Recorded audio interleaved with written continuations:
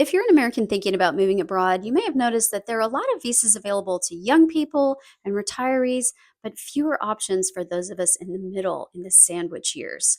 So, this is by no means an exhaustive list and not my area of expertise, but I'm going to touch on a few options that work for folks in our position, mid career professionals with families.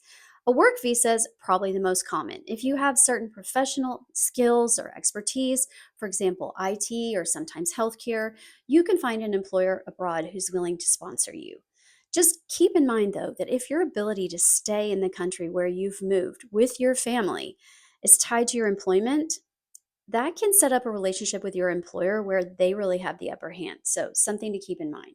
Second, some countries like Italy, Ireland, or Poland, just to name a few, there are a lot, offer citizenship by descent. So, this is one of the easier paths if you qualify, and certainly having an additional passport gives you a lot of flexibility.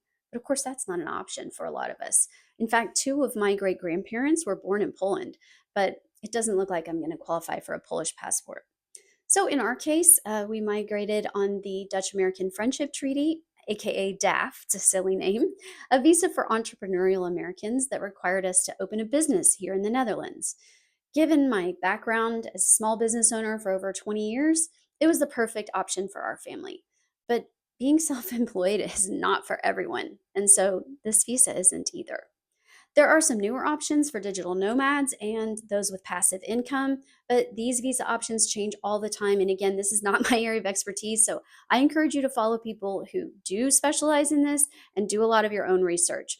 And keep in mind that as you narrow in on one of those visas, try to find someone who's actually done it and has been there a while, because when you first get to a country, there can be a honeymoon phase and then reality sets in. And so I just really want you to be going into this kind of situation with your eyes wide open.